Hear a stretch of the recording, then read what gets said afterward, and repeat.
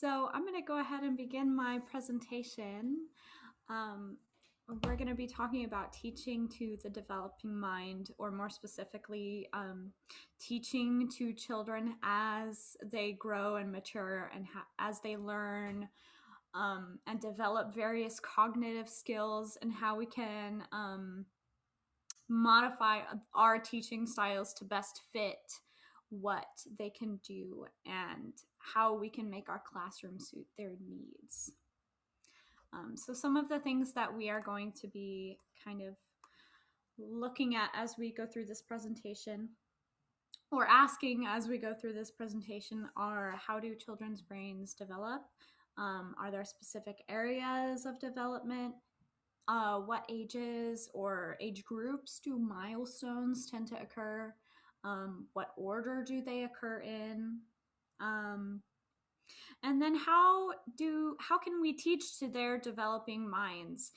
What subjects are best suited for each developmental stage, and how can we fit our teaching styles to match a child's cognitive abilities?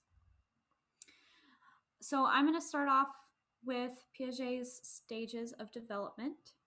So Piaget's theory is that children, as they grow and their cognitive abilities develop, will go through these stages, and the stages will occur in the order. You can see the arrows right here.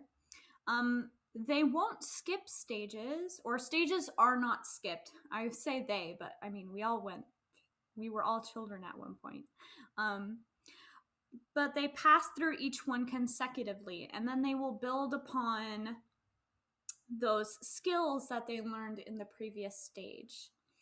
And you can see visible changes from one stage to the next.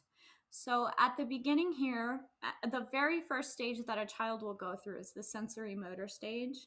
And this is like a really young stage, toddler, infant, 0 to 2 years old.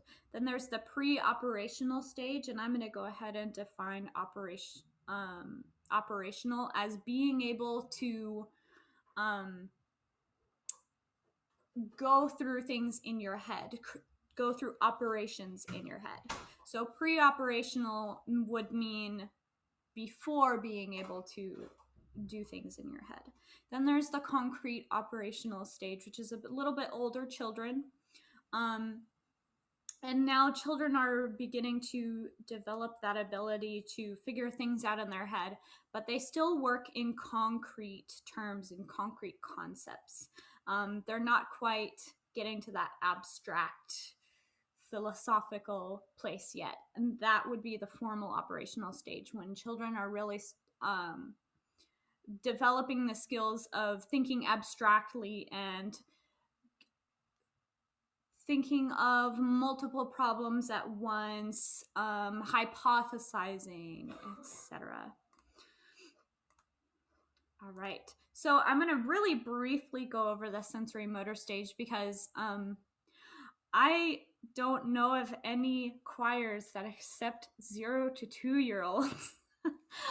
But in any case, you may be working with a 0 to 2-year-old at some point in your life. But during this stage, the goal, the cognitive goal, is object permanence. What's happening in children's minds as they go through this stage is they're learning through their senses and manipulation of objects.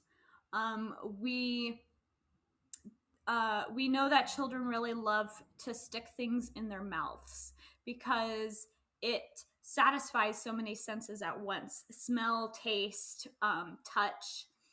And then they're also organizing these ideas into firm concepts that do not change. So something like, this person is my mother, and they give me food, and they take care of me, and if I cry, they adapt to my needs. They give me what I need. And really, one of the only things that we can do to teach this development group is to solidify the foundations of music. which would be, in this case, pitch and rhythm, or like that steady pulse. So ways you can do that would be encouraging your child's speech, making noises with them to like, oh, we're going higher and this is going lower. That like, oh, or when I do this, my voice gets higher, and when I do this, my voice gets lower. Or dancing with them, you know, having them move around and doing something steady. After that comes the pre-operational stage. This is from age 2 to 7. So this might be like really young children in a children's choir, or maybe if you were like a general music teacher and you were incorporating choral type of activities into your class. The cognitive goal for this stage is symbolic thought. So children, as they are in this stage, are building their memory and imagination. They're working on forming ideas in their head, not necessarily working through problems, but just being able to visualize things. They're beginning to understand concepts symbolically, like an example for this would be the sun represents warmth and maybe comfort, or like clouds can represent maybe dreariness or melancholiness, you know, to use a big word for a really simple concept. They're solidifying their concept of time. So before this stage, babies, infants, toddlers don't really exist in that linear time that we do. They're only in the present. They can't think about what happened yesterday. They don't even have the concept of the future. They're just always existing. But now, as the child is developing, they're starting to understand, oh, yesterday we went to the park and tomorrow we're going to go to school. And one of the biggest things that they are developing in this stage is metacognition, or the ability to reflect on your own thought process. Children at this age have a lot of difficulty understanding things from others' points of view. Their understanding of the world is very egocentric. It's very centered around the self. So I need to eat when I get hungry. I want to go, play outside, things like that. But by acting out others' thoughts and actions, and this can be through storytelling, this can be through singing, this can be through art, etc., they're developing that understanding of their own thought processes. So some ways that we can teach to this development group, this age group, is to explore musical or lyrical narratives, looking into that story. We can solidify the representative meanings behind musical choices, since they're developing that understanding of symbolism and what things mean.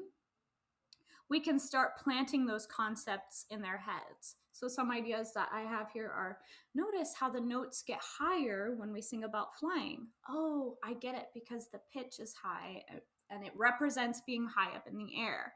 Or the music is soft here because the lyrics are about being afraid.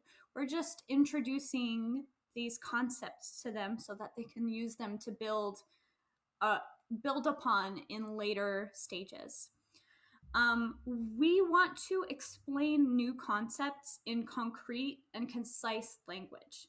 So children at this stage don't really have a great understanding of flowery language or really philosophical things. We need to be kind of direct with them to lay that foundation down. So you're going to want to ask questions with really not queer, well, maybe, I don't know. You're going to want to ask questions with really clear intentions. Very open-ended questions, or asking several questions at once, it might be difficult for them to process.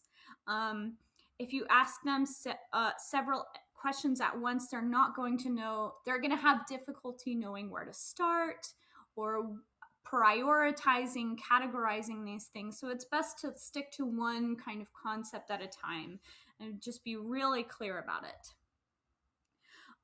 Use gestures to help with memory. This is a big one since kids at this age group are really active and they just came out of the sensory motor stage where their only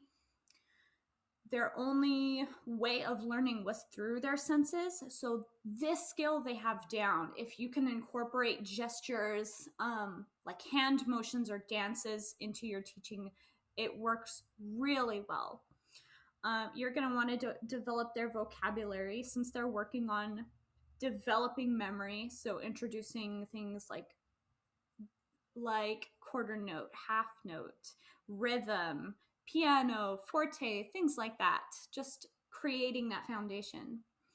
And then you're going to want to eliminate outside variables so that you can focus on one thing at a time. So if you were rehearsing or going through a piece of music with these young children, you would want to count the beats of a measure as you're conducting. 1, 2, ready, go. And then, or you might want to sing with them. You might want to teach the melody on a neutral syllable before adding words. Or maybe it's a song maybe it's a popular children's song and they already know it and you can just jump in. And if you spend too much time on rhythm, it's going to overtake other aspects. You want to cut out the outside stuff and make it really easy for them to follow along. So I have a cute little video here about adding gestures to your singing.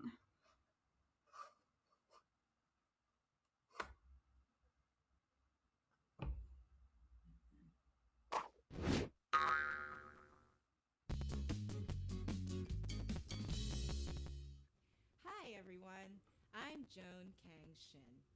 This video is about using songs with very young learners. Music and songs are an essential part of growing up and learning. Children love to sing, and parents and teachers naturally use songs with little ones to teach them concepts and language in a fun way. You, the teacher, can make this experience even more powerful with a few simple techniques.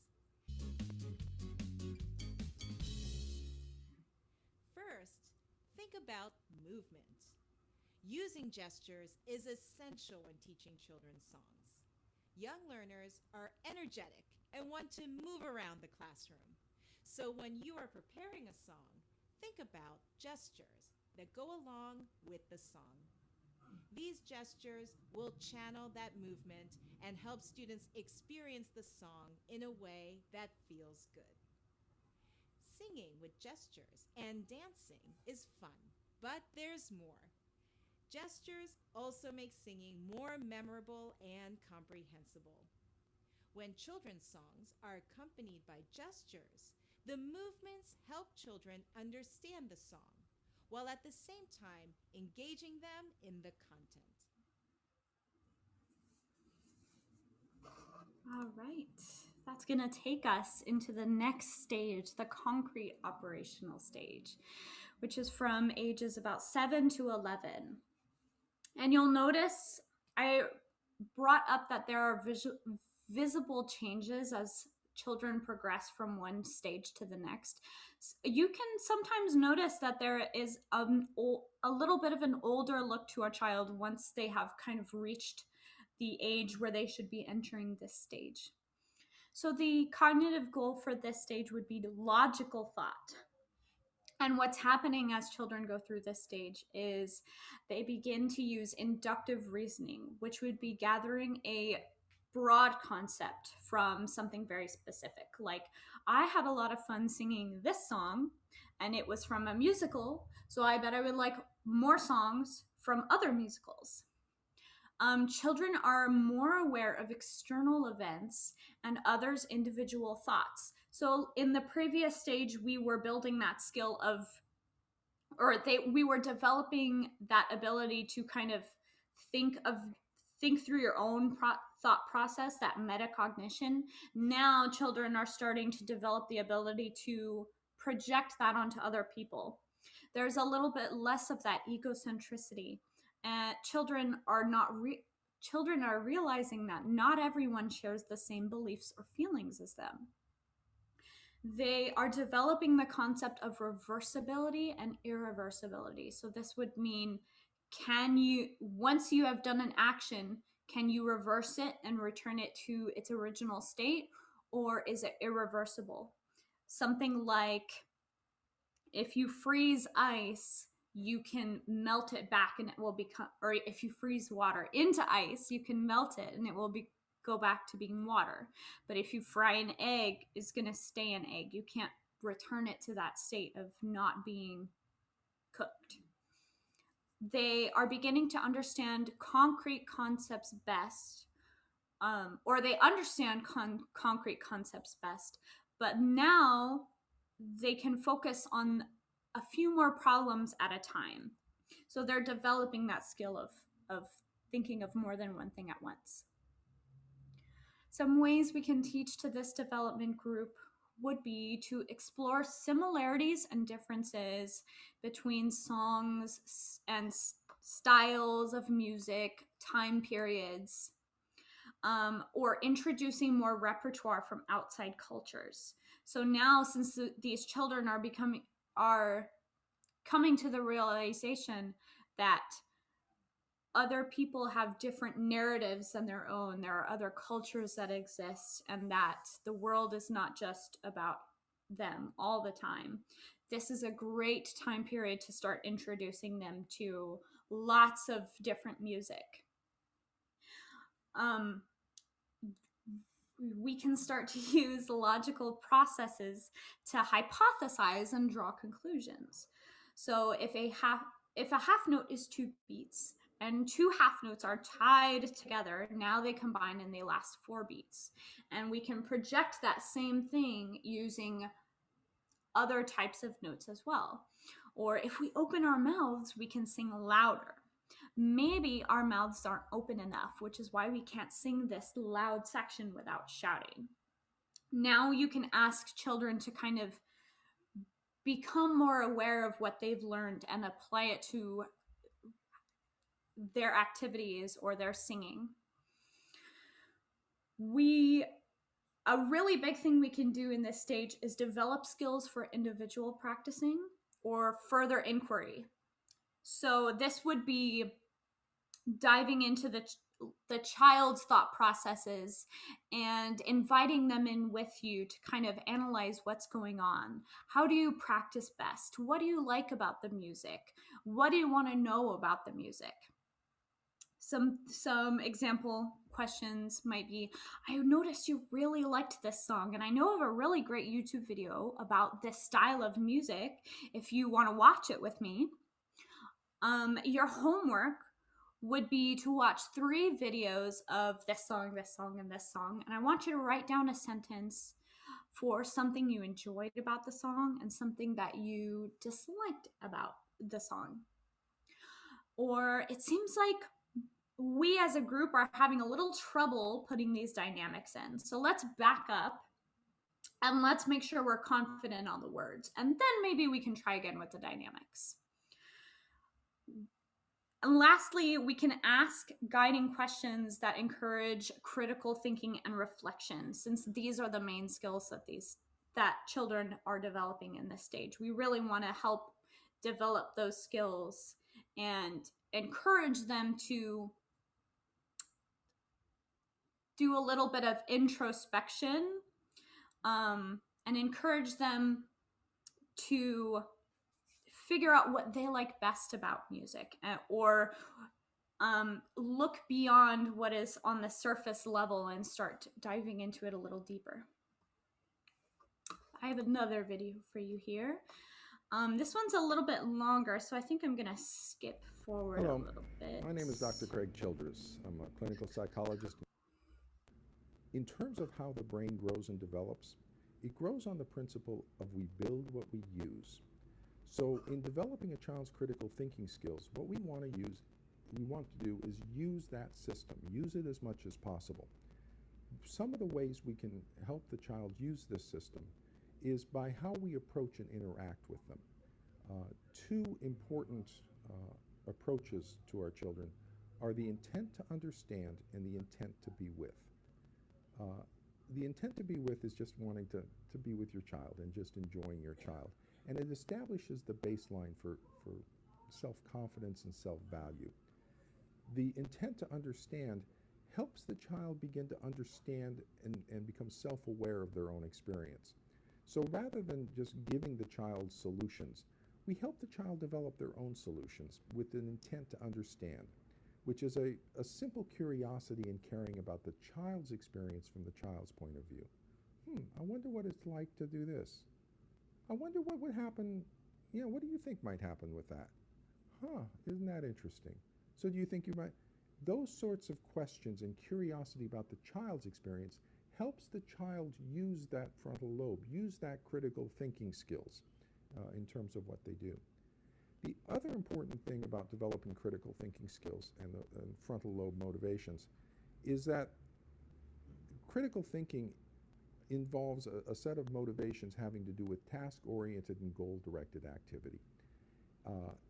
That particular brain system, as well as the other motivating system having to do with active exploratory learning, will not fully activate as long as relationship needs are pressing.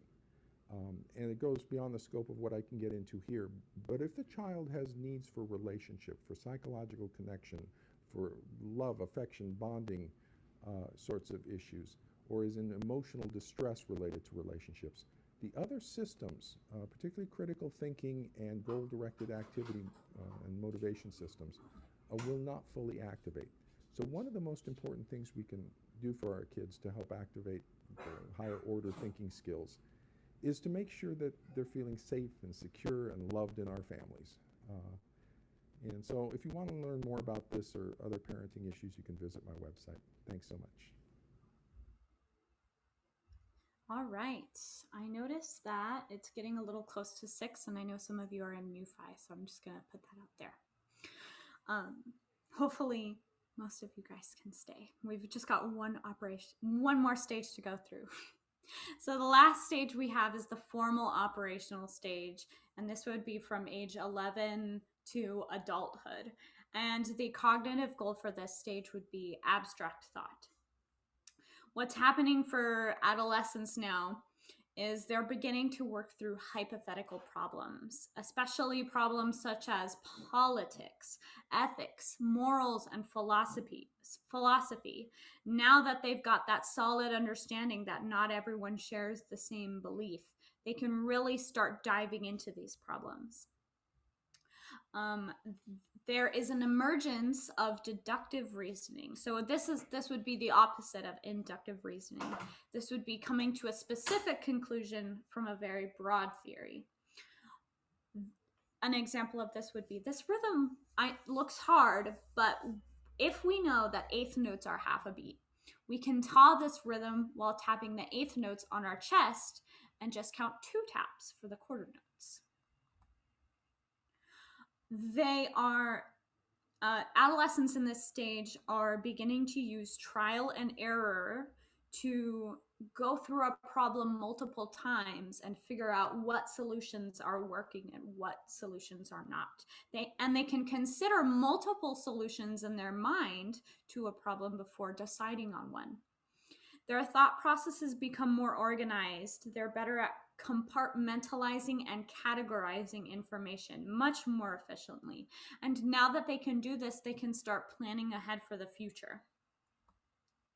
Some ways that we can teach to this development group would be to brainstorm various ways that a piece could be interpreted.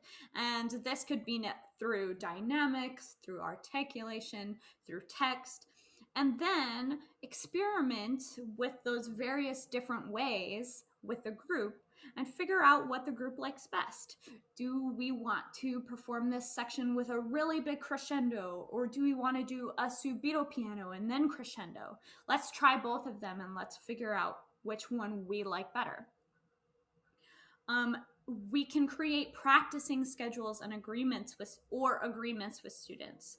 So making something like a little sheet or a calendar so that they can write down practicing goals. Like maybe their homework would be to practice 15 minutes every day, or cumulatively an hour for the week or something like that, because now they're working on scheduling themselves. Now they're working on ordering their week and putting their week in order so they can plan ahead a little bit more for this. Bye, Brian. Bring students to festivals or workshops, or invite guest speakers to explore different ways of singing a piece. I feel like it is a very common choir experience to bring in a clinician or something like that. And, you know, they say what you've been telling them over and over again for weeks, and they still haven't gotten it. But now that you have that clinician saying it, it suddenly clicks. And they just needed some fresh new point of view. So bringing them to experiences like that, or areas where they can hear different points of view, or explore different narratives, or explore something else that's outside of their classroom. This would be a really great time to start doing this. On the more social side of the classroom, you can explore the impacts that certain songs have on a community, or how events led up to the creation of a piece as a response. So this would be maybe if you were thinking of introducing more social justice centered pieces, or pieces from marginalized communities, and you wanted to open up a discussion about that. Now is the age where children can really consider alternate points of view, or consider multiple different things, multiple different opinions. So this would be a really great time to bring that kind of history up with your repertoire. You want to build upon concrete skills that they already learned. I have singing solfege here, but this can be rhythm, or this can be, intervals, to develop audiation skills, since now they are really perfecting that use of the formal operational capabilities of their brain. And then finally, you want to invite students to rehearse with an end goal in mind. Since now they can plan for the future, you can start putting them on a timeline towards a concert or a festival or something, and keep them accountable so that they build those skills of following a schedule. For example, our concert is in 4 weeks, and that means we have 8 more rehearsals. Can you practice on your own and plan to be memorized by next week? Before age 11, it might be a little tricky to put children on a schedule and without it being really clear, but now you can invite students to be a little bit more responsible for themselves and create their own timelines. So I just want to end with a couple seconds from this video, and then we're going to open it up for a discussion. Good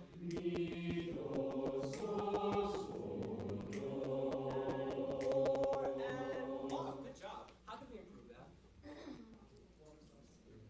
What? The octave jump. What about it? More accurate. How else? What? Oh, very cool. Ooh, what? I was gonna say separate them, but like at least kind of answer. So Okay, yeah. So separate it, make them clearer, right? The octave jump. What else could we improve in that whole exercise? Yeah. Turn the eighth note?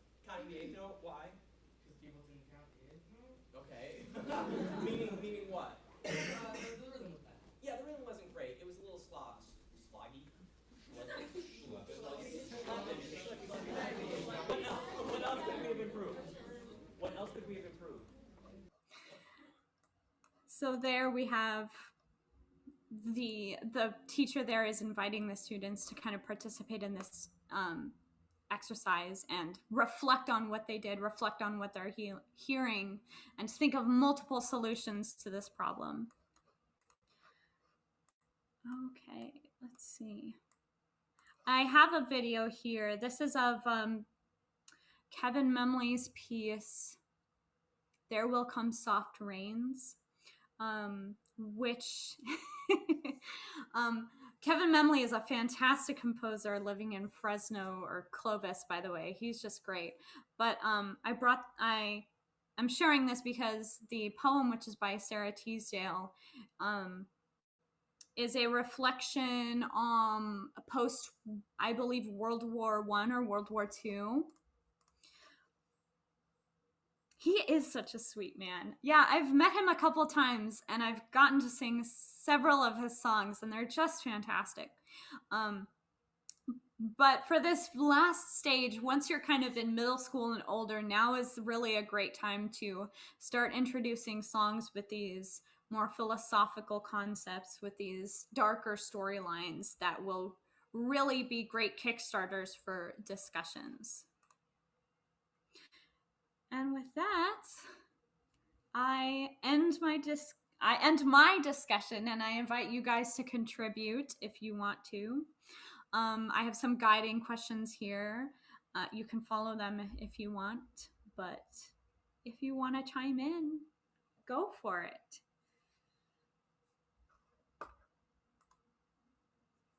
Oh yeah, Pia, go ahead and unmute yourself. First of all, this was a really great presentation. Thank you so much for doing this, Ginger. So one of the things that really stood out to me was talking about how, I think it was like in the second stage, the pre-operational, or yeah, that the pre-operational. Yes. Okay. How like the kids can't really do much without a lot of help, and I think that's like why at that stage, like in general music classes, we have so many manipulatives in those classes, like there'll be like little toys that they can arrange in different I guess different patterns to represent different rhythms, or you'll physicalize high and low, stuff like that. Yeah, and I wanted to add this. I didn't want to put this while I was doing the presentation in fear that it might get too lengthy, but I have like a little personal anecdote on that stage. One of my students, I think he's like 6 or 7 years old, back in December, I was asking my students if they wanted to do any holiday songs. And Andrew was like, yes, I do. What kind of songs do you have? And I was like listing them out, and I got to Up on the Housetop. And he goes, Up on the Housetop, and then he launches into this whole like performance. Up on the housetop, reindeer paws, down comes good old Santa Claus. And he had all of these dance moves memorized, and like the whole thing, like both verses. It was just delightful to watch him perform this for me.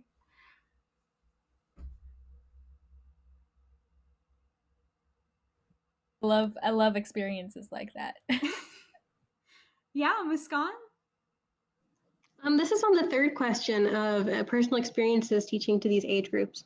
So I'm not doing music ed, but my mom tutors. Well, she kind of babysits / tutors this one.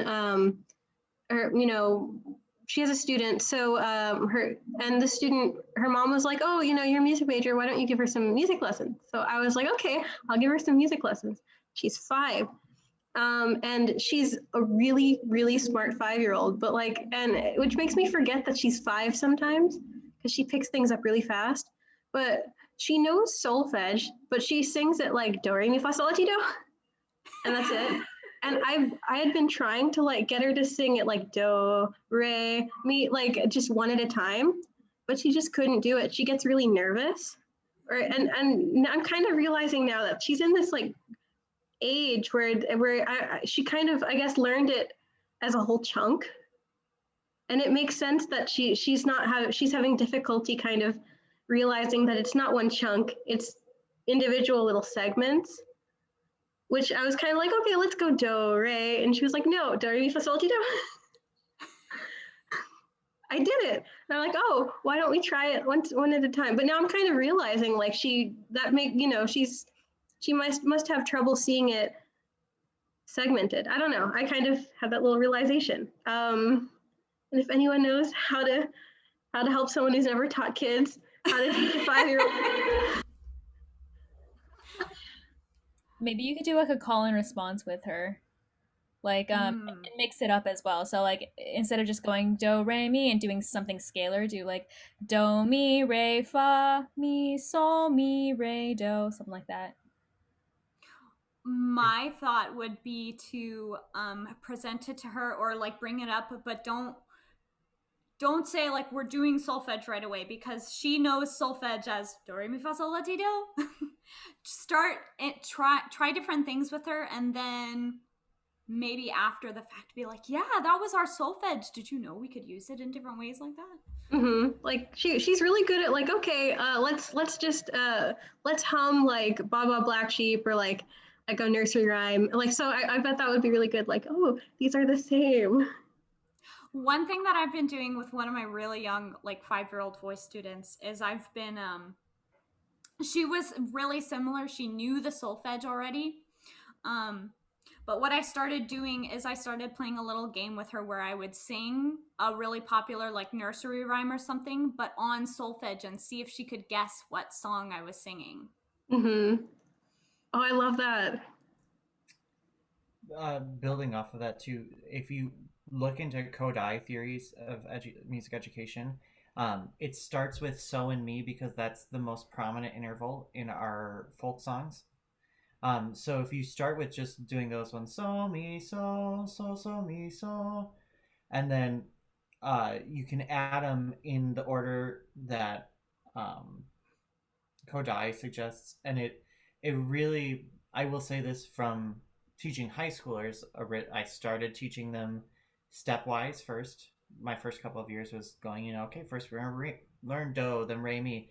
The year that I switched and went, okay, we're going to do this way, and it fixed their tuning and it fixed so much in them by doing it in the Kodai order. So I would strongly suggest looking into that and introducing it to her that way, because you don't get fa or ti until the end. So you like start doing a lot of things on the pentatonic scale, which so much of our nursery rhymes and children's songs are just pentatonic, and you never get fa or ti. So that's fantastic, Kyle. I know, not to like launch every single thing into like an anecdote that I have, but one of my students, I was doing a warm up with him, and it was like, so do, sloths are moving so slow. And then he like immediately got off track, but he was like, can we do miso monsters? And I was like, I don't know what that one is, but like that was the one that stuck with him, the one about me and so and me. Plus, miso monsters sounds like a really great time. Well, I'm gonna go one more slide. Our next meeting is March 9th, and it's the same time, 5 to 6 p.m. And with that, I will bid you all adieu. Thank you guys so much for coming and listening to me do this presentation. Double round of applause for Ginger for leading her first ACDA meeting. Congratulations, President-elect.